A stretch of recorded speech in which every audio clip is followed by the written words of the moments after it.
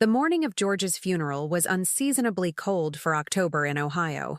The maple trees outside Eternal Rest Memorial Chapel had turned that brilliant amber that always reminded me of my husband's eyes when he laughed.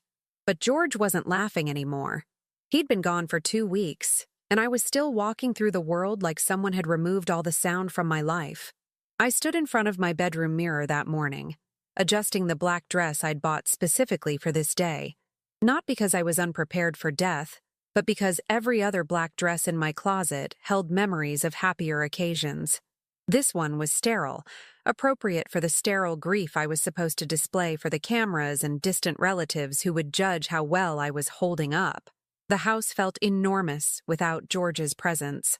32 years of marriage, and suddenly I was rattling around in 5 bedrooms like a marble in an empty jar.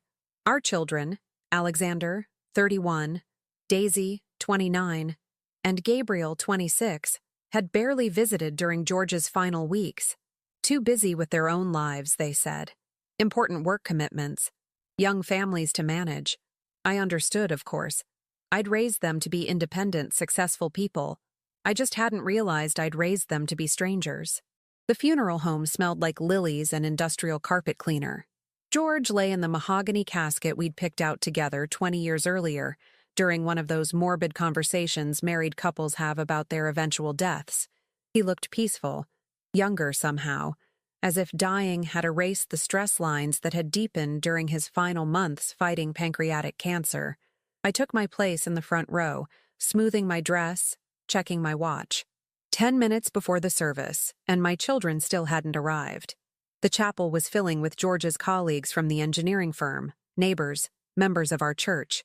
People who cared enough to show up, to sit quietly in uncomfortable chairs and listen to a pastor who barely knew my husband try to summarize a life. "Mom?" Daisy's voice behind me, finally. I turned to see all 3 of them walking down the aisle together, a united front in their expensive black clothes. Alexander in his tailored suit that probably cost more than I spent on groceries in 2 months. Daisy in designer heels that clicked against the tile with military precision. Gabriel with his perfectly groomed beard and the watch George had given him for his college graduation. They looked like success. They looked like the American dream realized. They looked like everything George and I had worked toward during those lean years when we ate generic cereal for dinner so they could have name-brand lunch money. "We need to talk after the service," Alexander said, leaning down to kiss my cheek. His cologne was sharp, expensive. "About Dad's arrangements. About practical matters. Practical matters."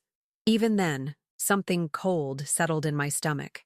But I nodded, squeezed his hand, told myself that grief made everyone awkward, that they were just trying to take care of business so I wouldn't have to worry about it. The service passed in a blur of hymns I'd heard 1,000 times and condolences from people who kept calling George a good man. He was more than good. He was extraordinary in all the quiet ways that don't make headlines. He remembered every anniversary, not just ours but the kids' first jobs, first apartments, first heartbreaks. He saved newspaper clippings about their achievements in a scrapbook he thought no one knew about. He called me beautiful every morning for 32 years, even when I was wearing his old t-shirt and had mascara smudged under my eyes. But good man would have to suffice for the crowd. When Pastor Williams asked if anyone wanted to share memories, I expected one of my children to stand up. They had so many stories. Camping trips where George taught them to tie knots and identify constellations. Sunday mornings when he made elaborate pancake breakfasts that looked like animals. The way he never missed a soccer game or school play or science fair, even when work kept him up until 3 a.m. the night before. Instead, Alexander stood and walked to the podium with the confidence of someone accustomed to boardroom presentations.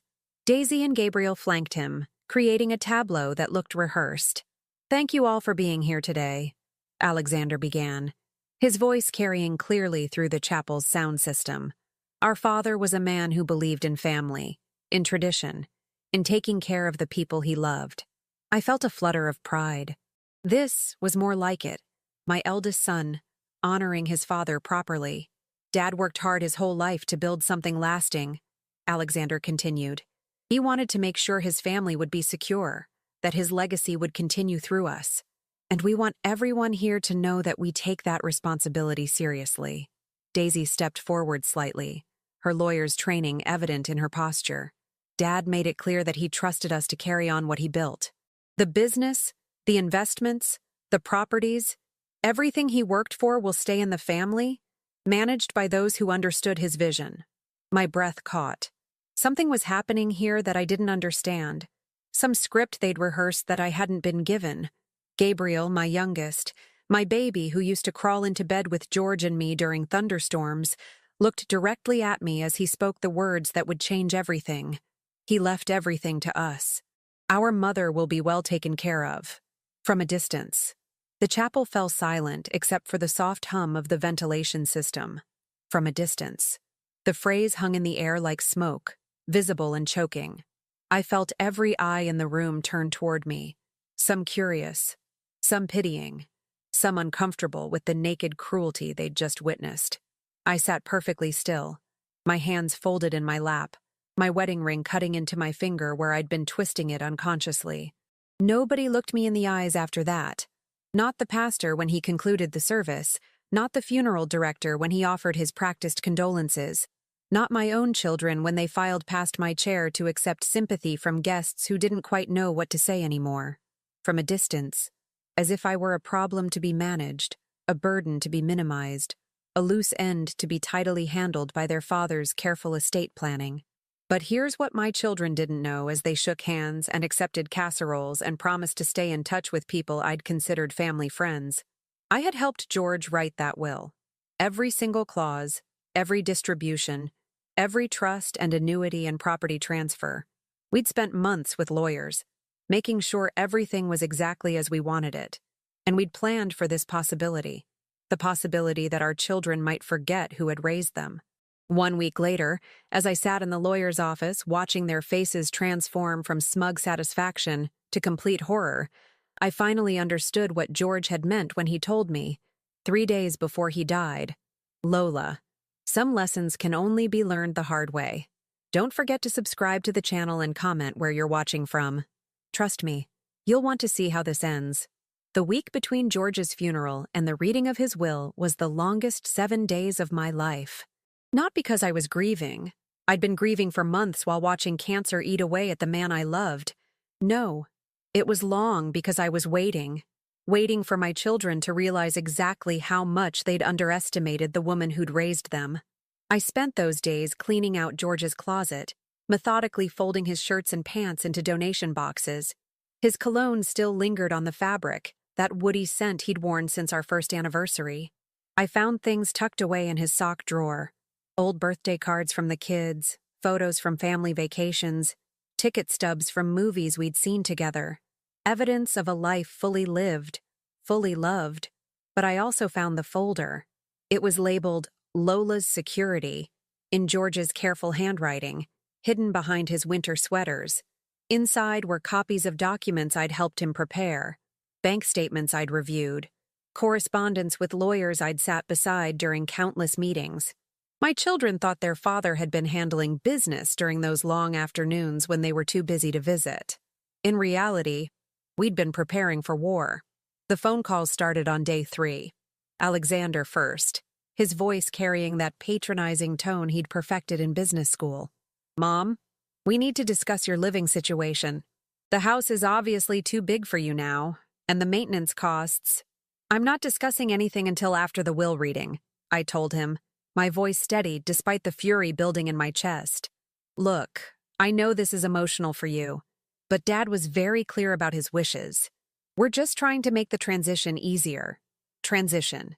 As if my life were a corporate restructuring, something to be managed with efficiency and minimum disruption to their schedules." Daisy called the next day, her lawyer's training evident in how she framed the conversation. "Mom, we've been looking at assisted living facilities. There's a lovely place in Parma Heights. I'm 53 years old, Daisy. I don't need assisted living." "Well, no, of course not now. But Dad wanted us to plan ahead, to make sure you had support systems in place. Independence is important, but so is security." Security. From a distance. Their new favorite phrase, apparently. Gabriel's call was the most painful because he'd always been my baby. The one who still sometimes slipped and called me Mama when he was tired or stressed. His voice was gentle, almost apologetic. I know this is hard, Mom, but Dad really did want what's best for you. He talked to us about it before he got too sick. He was worried about you being alone in that big house, about your financial security if something happened to his investments. And what did you tell him? I asked. We promised we'd take care of you, that you'd never have to worry about anything. Take care of me. Like I was a stray cat they'd decided to feed but couldn't quite bring themselves to bring inside. The morning of the will reading, I dressed carefully. Not in the widow's weeds my children probably expected, but in the navy blue dress George had always said brought out my eyes, paired with the pearl necklace he'd given me for our 25th anniversary. I looked in the mirror and saw not a grieving widow to be managed, but a woman who'd spent 32 years learning every detail of her husband's business mind. Whitman and Associates had been handling our legal affairs for 15 years. James Whitman himself had worked with George and me on estate planning, business succession, even the prenup George had insisted I sign when he started making serious money. Just protecting both of us, he'd said, and I'd trusted him completely. Maybe that should have been my first warning sign about trusting men who claimed to be protecting me. The law office occupied the top 2 floors of a downtown Cleveland high-rise. Floor-to-ceiling windows offered a view of Lake Erie, gray and choppy under October clouds. I arrived 15 minutes early and was shown to a conference room with a table that could seat 12 people. For a family of 4, it felt absurdly large. But then again, maybe that was the point. My children arrived together, as they had at the funeral. Alexander carried a leather portfolio that probably contained documents they'd prepared for my signature. Daisy had her own legal pad, notes already written in her precise handwriting. Gabriel looked uncomfortable, but he stayed close to his siblings, their united front intact. Lola, James Whitman said as he entered the room, his expression carefully neutral. I'm so sorry for your loss. George was a good man. Another good man. I nodded politely and took my seat at the head of the conference table, the place George would have occupied if he'd been there to watch this unfold. James opened the thick folder containing George's will and adjusted his reading glasses. Before we begin, I want to make sure everyone understands that this document represents George's final wishes, prepared with full legal counsel and witnessed according to Ohio state law. The will is quite specific and leaves little room for interpretation. Alexander leaned forward, his confidence evident. We understand. Dad was very thorough. Yes, he was. James glanced at me, and for just a moment, I saw something that might have been sympathy, or maybe anticipation. The last revision was completed just 6 weeks before his death. Daisy frowned. Revision? We weren't aware of any changes. George felt it was important to ensure all contingencies were covered. James said smoothly, Now shall we begin? The will started exactly as my children expected. The house, the cars, the investment portfolio, the business interests. Everything significant went to my beloved children, Alexander George Jones, Daisy Elizabeth Jones Morrison, and Gabriel Thomas Jones, to be managed jointly as they see fit. I watched their faces relax, saw Alexander make a small check mark on his legal pad. This was going according to their script. However, James continued, his voice taking on a different quality, there are several important codicils to these bequests. Codicils. The lawyer word for surprise, motherfuckers. First, all bequests to the children are contingent upon their continued care and support of their mother, Lola Lon Jones, for the remainder of her natural life.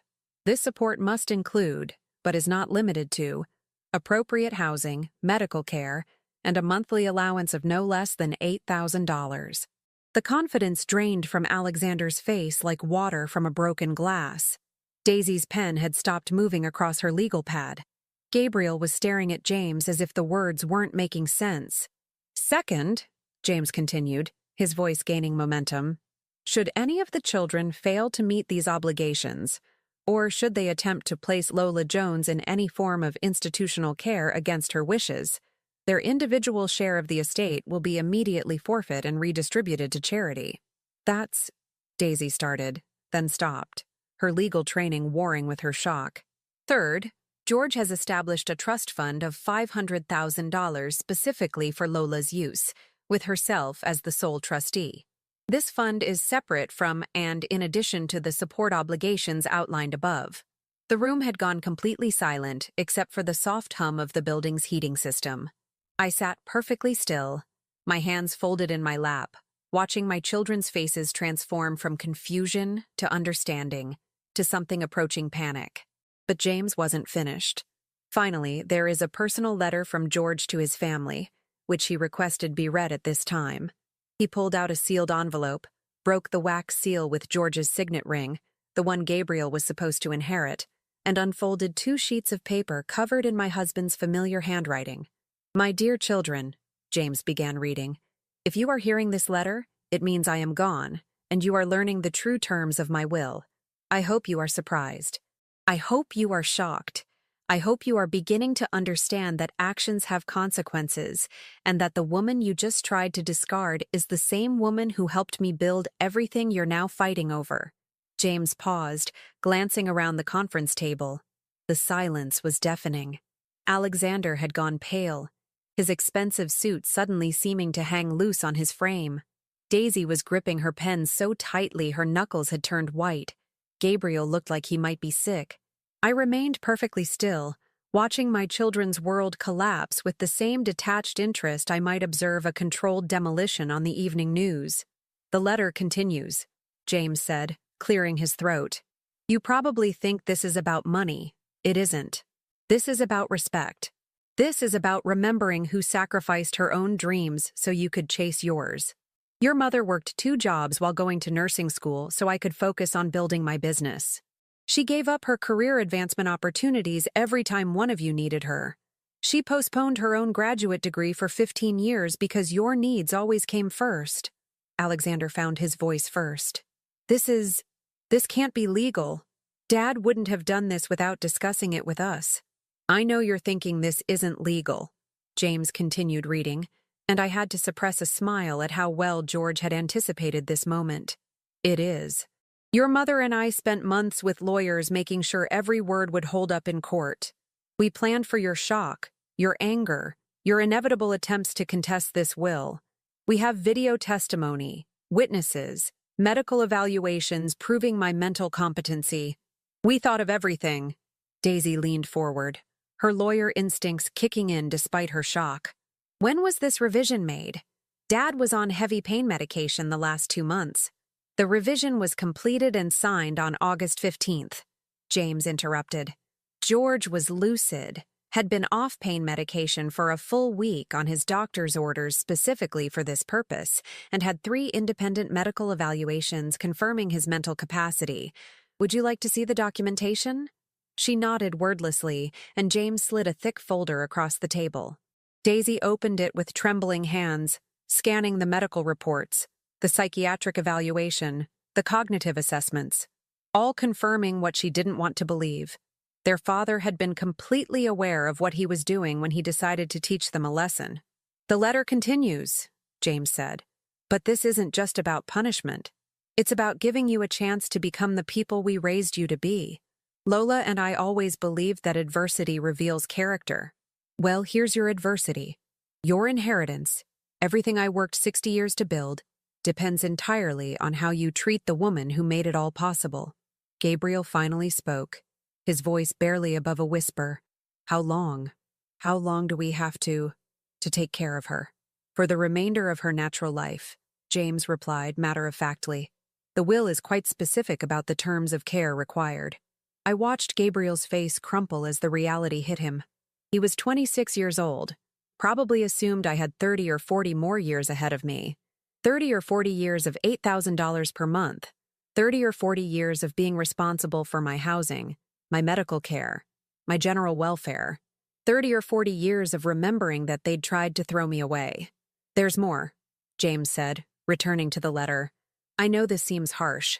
I know you're angry. I know you're probably looking at your mother right now and wondering how she could have been part of this. But here's what you need to understand. She tried to stop me. When I first proposed this arrangement, Lola begged me to reconsider. She said you were good children who just lost their way. That you'd remember your values once the shock of losing me wore off. That part was true.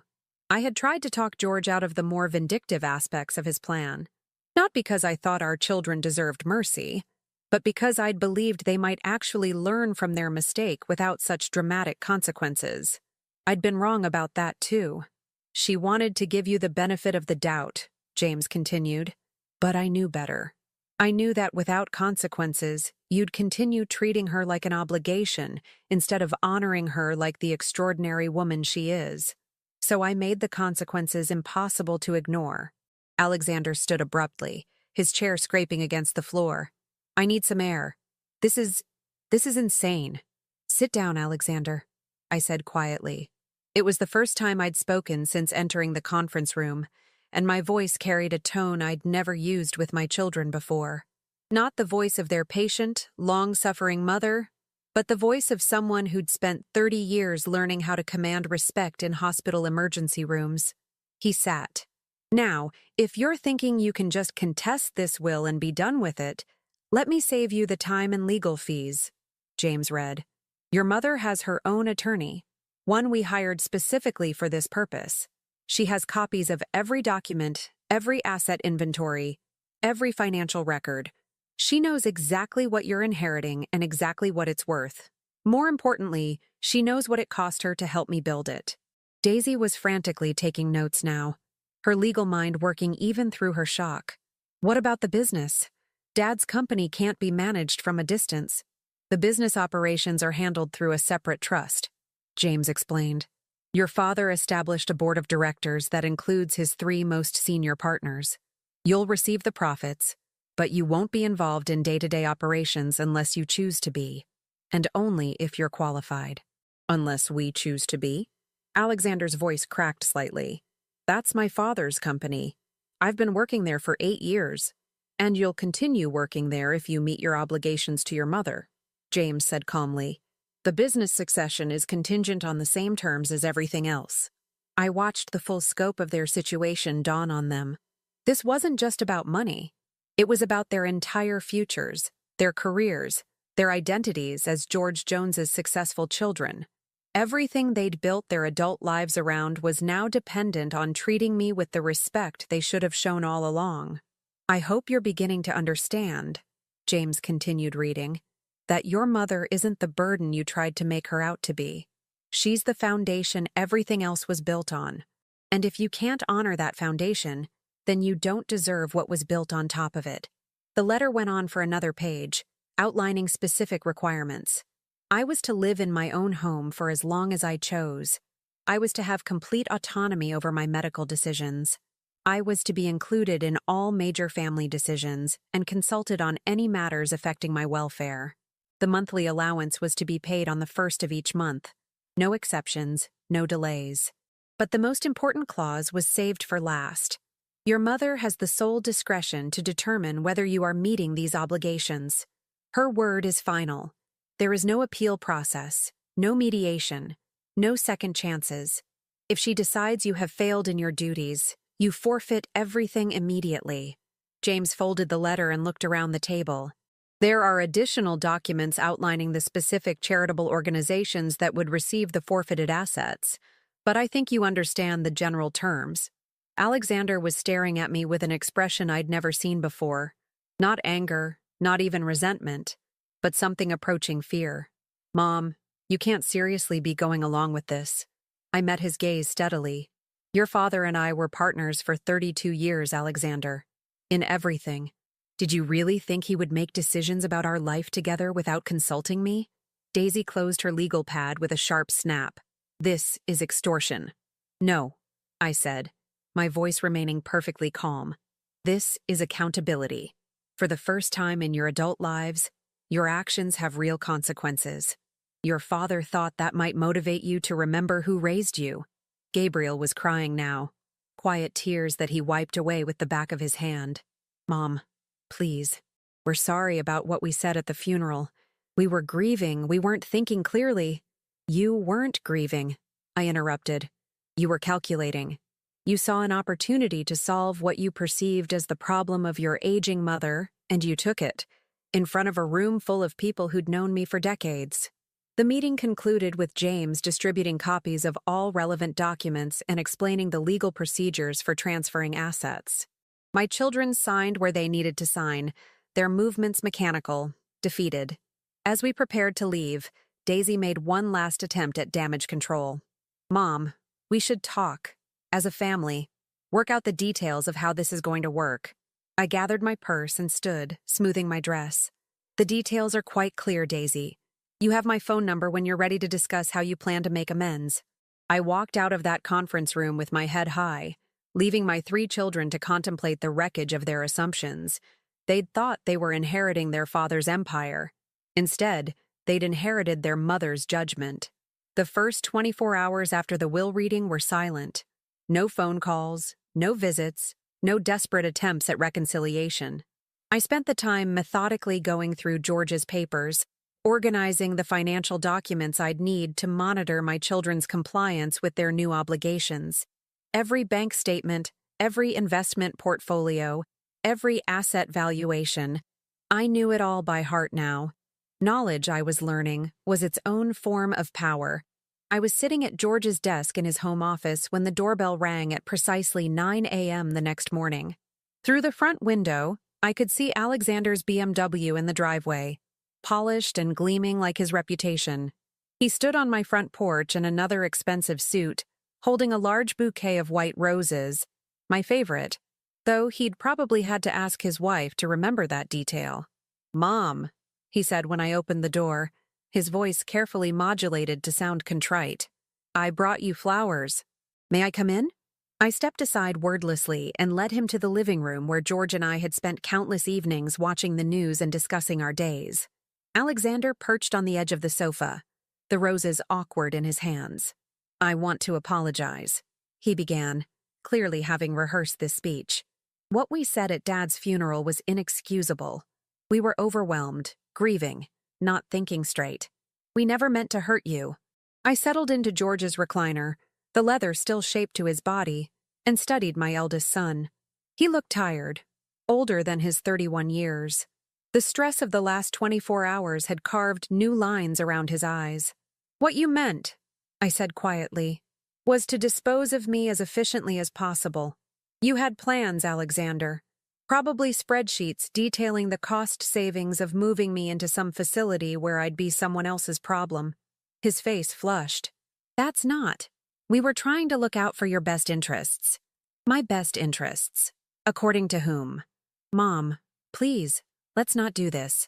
I'm here to make things right." "Are you?" I leaned back in the chair, my hands folded in my lap. "Because I'm curious what making things right looks like to you." Alexander reached into his jacket and pulled out a folded piece of paper. "I've drafted a care plan, a schedule for how Daisy, Gabriel, and I will rotate responsibility for your needs. Weekly grocery shopping, monthly medical appointments, regular home maintenance checks. We want to make sure you never feel alone or unsupported." I took the paper and scanned his neat handwriting. It was exactly what I'd expected. A corporate solution to a human problem. Tasks assigned, responsibilities delegated, efficiency maximized. "This is very thorough," I said, refolding the paper. "You've scheduled me like a business meeting. I'm trying to be organized about this, to make sure nothing falls through the cracks. And the $8,000 monthly? How have you decided to handle that logistics?" His jaw tightened almost imperceptibly. "We'll set up an automatic transfer, first of every month, as specified." "From which account?" We'll work that out among ourselves."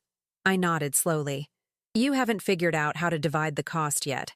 You're hoping one of your siblings will volunteer to carry the larger burden." Alexander's composure cracked slightly. "Mom, that money, it's going to be difficult.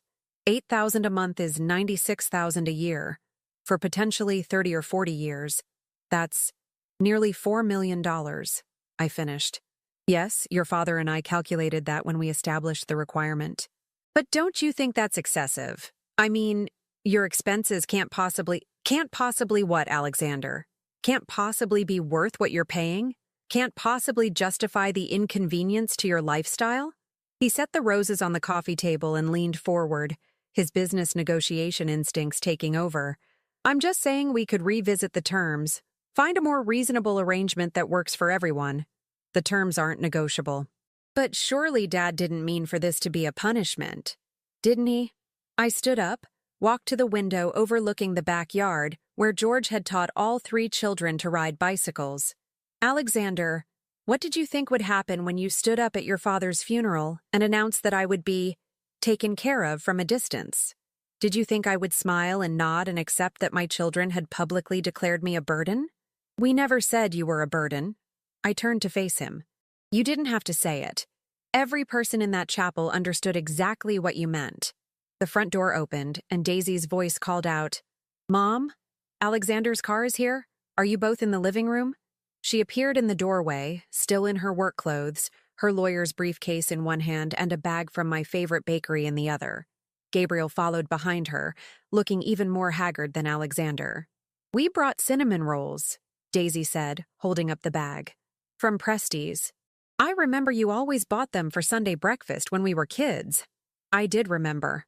Every Sunday for 18 years until my children grew up and moved away and decided they were too busy for family breakfast traditions. "We need to talk," Gabriel said, his voice hoarse. "All of us. About how this is going to work." "Sit down," I told them, gesturing to the sofa. They arranged themselves carefully, maintaining the united front they'd perfected since childhood, but I could see the cracks beginning to show. Daisy pulled out her legal pad. "I've been researching the will's enforceability. Dad was very thorough, but there are always options for modification if all parties agree." "I don't agree," I said simply. "Mom, please listen. The financial burden this places on us is significant. Alexander's got the new house mortgage. I've got law school loans that won't be paid off for another 8 years, and Gabriel just started his practice. None of us has $96,000 lying around. Then you'll have to make sacrifices," I said. "The same way your father and I made sacrifices for you." Gabriel was crying again, quiet tears that he didn't bother to hide. "Mom, I can't afford this. Do you understand? My veterinary practice barely breaks even. I'm living paycheck to paycheck as it is. Then perhaps you should have thought of that before you decided I was something to be managed from a distance." Daisy set down her pen and looked directly at me. "What do you want from us, Mom? What will it take to make this right?" It was the first honest question any of them had asked since the funeral. I considered my answer carefully, watching their faces, measuring the depth of their desperation. "I want you to understand," I said finally, "what it feels like to have the people you love most in the world treat you like an inconvenience. I want you to remember what it cost me to raise you, to support your father's business, to put your needs before my own for 30 years. I want you to experience what it's like when your security depends entirely on someone else's goodwill." "But we're your children," Alexander protested. "We love you." "Do you?" I asked. "Because love isn't something you feel, Alexander. It's something you do. And what you did was stand up at your father's funeral and publicly humiliate the woman who raised you." The room fell silent except for the steady tick of the grandfather clock in the corner. Another piece George had bought for our 10th anniversary. Another reminder of the life we'd built together that our children had been so eager to dismantle. "The terms of your father's will are non-negotiable," I continued. "You will provide the required financial support, you will treat me with the respect I deserve, and you will remember that your inheritance depends entirely on my satisfaction with your efforts." Daisy's lawyer instincts kicked in one more time. "And what does satisfaction mean exactly? What are the specific criteria we need to meet?" I smiled for the first time since George's death, a cold expression that seemed to unnerve all 3 of my children. "You'll know you're meeting my expectations," I said, "when I stop feeling like I'm being managed from a distance." They left shortly after that, taking their flowers and their bakery treats and their carefully drafted care plans. But they left something else behind. The comfortable assumption that their mother would be grateful for whatever scraps of attention they chose to throw her way. From my living room window, I watched them cluster around Alexander's car in my driveway, their heads bent together in urgent conference. They were probably strategizing, calculating, trying to figure out the most efficient way to minimize their losses while meeting their obligations. But they were missing the most important point. This wasn't about efficiency anymore. This was about justice. And justice, I was discovering, required a much more personal touch. 6 months have passed since that day in the lawyer's office, and I'm sitting here in the same navy dress I wore to the will reading, looking into this camera to tell you how it all ended. Not with redemption or forgiveness or some heartwarming family reconciliation, but with the cold satisfaction of watching people reap exactly what they sowed. My children kept their word, technically. The $8,000 appears in my account on the first of every month, transferred from Alexander's business account because he's the only one with sufficient cash flow to handle the immediate burden. Daisy sends him her portion quarterly, which strains her already tight budget. Gabriel had to sell his house and move into a 2-bedroom apartment to make his share of the payments. They call every Sunday, the 3 of them on speakerphone, asking about my health, my needs, my general welfare. The conversations are stilted, formal, like customer service calls from people reading scripts. They've learned to say the right words, but there's no warmth behind them, no genuine affection. Just the careful compliance of people who understand the financial consequences of failure. I let them suffer through these performances for 3 months before I implemented the first real test of their commitment. It started with a simple request. I called Alexander on a Tuesday morning and told him I needed help moving some furniture in the basement. Nothing heavy, just George's old filing cabinets that I wanted reorganized. "Can't you hire someone?" he asked. "I have a board meeting at 10. "I suppose I could," I said, "but I thought you might want to handle it personally. After all, there might be some of your father's papers down there that would interest you." He arrived 30 minutes later, still in his suit, clearly annoyed at the interruption to his schedule. The basement was dusty, filled with 30 years of accumulated possessions. Christmas decorations, old furniture, boxes of photographs from when my children still wanted to spend holidays with their parents. "What exactly needs to be moved?" Alexander asked, checking his watch. I led him to the filing cabinets in the corner, 4 tall metal units filled with George's business documents from the early years. "I want these relocated to the other side of the room, but first, I need you to go through them and remove any documents that might be important to the business succession." It took him 6 hours. 6 hours of kneeling on the concrete floor in his expensive suit, sorting through decades of paperwork, sneezing from the dust, missing his board meeting and 2 client calls. I brought him coffee once, watching him struggle with boxes that were probably heavier than anything he'd lifted in years. But here's the beautiful part. Buried in the 3rd filing cabinet, between folders of old tax returns and insurance policies, he found the original partnership agreement for his father's business. The document that would have given him significantly more control over daily operations than the current trust arrangement allowed. His face lit up when he found it, the first genuine emotion I'd seen from him in months. "Mom, this is incredible. Do you know what this means? I could restructure the entire—" "Alexander," I interrupted quietly. "What did you just call this?" He looked confused. "What did I call what? You said you could restructure the entire—" "What?" I watched the understanding dawn on his face. He'd been about to say, "the entire company," as if it belonged to him, as if 6 hours of manual labor had earned him the right to take control of everything his father had built. "I just meant, I thought maybe there were opportunities for improvement." "I'm sure you did." I took the partnership agreement from his hands. "I'll have James review this and determine if it's still relevant." The document went into my safe that evening, along with several other papers I'd discovered over the months. Insurance policies with unexpected beneficiaries, investment accounts Alexander didn't know existed, real estate holdings that weren't mentioned in the will reading. Information is power, and I was building quite a collection. Daisy's test came a month later. I called her office on a Friday afternoon and told her I needed legal advice about a dispute with my homeowner's insurance company. Nothing serious, just some questions about coverage for storm damage to the roof. "Mom, I don't practice insurance law. You should probably consult a specialist. I'd prefer to keep this in the family," I said, "unless you're too busy to help your mother." She arrived at my house that evening with a briefcase full of research materials and a resigned expression. We sat at my kitchen table while she explained the intricacies of homeowners' coverage, storm damage protocols, and claim dispute procedures. "So what exactly is the insurance company disputing?" she asked after an hour of explanation. "Oh, there's no dispute," I said. "I just wanted to understand my options." Daisy stared at me. "There's no actual insurance problem?" "Not at the moment. But knowledge is valuable, don't you think? Now I know exactly what my coverage includes, thanks to your thorough research." She spent the weekend drafting a comprehensive analysis of my insurance policies: home, auto, life, medical, creating a detailed guide to my legal protections and options. 47 pages of professional legal work that I filed away with all my other newfound knowledge about my children's capabilities. Gabriel's test was the cruelest, but then again, he'd always been the most sentimental of my children. The one who used to crawl into bed with us during thunderstorms, who cried when we had to put down our old dog Rex, who still called me Mama sometimes when he thought no one was listening.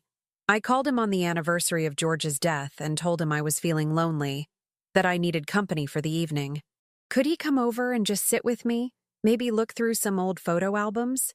He came immediately, still in his veterinary scrubs, smelling like disinfectant and animal fur. We sat on the living room sofa with boxes of photographs spread between us. Pictures from their childhood, family vacations, birthday parties, graduations. "Remember this?" I asked, holding up a photo of 5-year-old Gabriel on his first day of kindergarten, clutching a lunchbox shaped like a dinosaur. "You cried because you thought the other kids would make fun of your lunchbox." "I remember," he said softly. "You told me that anyone who made fun of dinosaurs wasn't worth being friends with anyway." And what happened? 3 other kids had dinosaur lunchboxes too. We all sat together at lunch and pretended we were paleontologists. We went through dozens of photos, each one a reminder of the mother I'd been, the sacrifices I'd made, the love I'd poured into raising them. Gabriel cried several times, touching the pictures with gentle fingers, remembering a childhood that must have seemed like it belonged to someone else's family. "Mom," he said finally, his voice breaking, "I'm so sorry. For what we said, for how we treated you. I know it doesn't matter now. I know we can't take it back. But I need you to know that I remember. I remember everything you did for us." I looked at my youngest son, my baby, crying over photographs of a family that no longer existed, and felt nothing. No forgiveness, no softening of my resolve, no maternal instinct to comfort him. "Do you know what I remember, Gabriel?" I asked. "I remember you standing next to your siblings at your father's funeral and nodding along when they announced I would be cared for from a distance. I remember you looking right at me while they said it." He flinched as if I'd slapped him. I was scared. Alexander and Daisy had it all planned out, and I didn't know how to argue with them. I should have stood up for you, but I was a coward. "Yes," I agreed. "You were." The photo albums went back into their boxes that night, but not before I selected a few pictures to keep on my mantle. Images of my children when they were young and innocent, and still believed their mother was the most important person in their world, before they learned to calculate the cost of loving me. Now, 6 months later, my children continue their careful compliance with their father's will.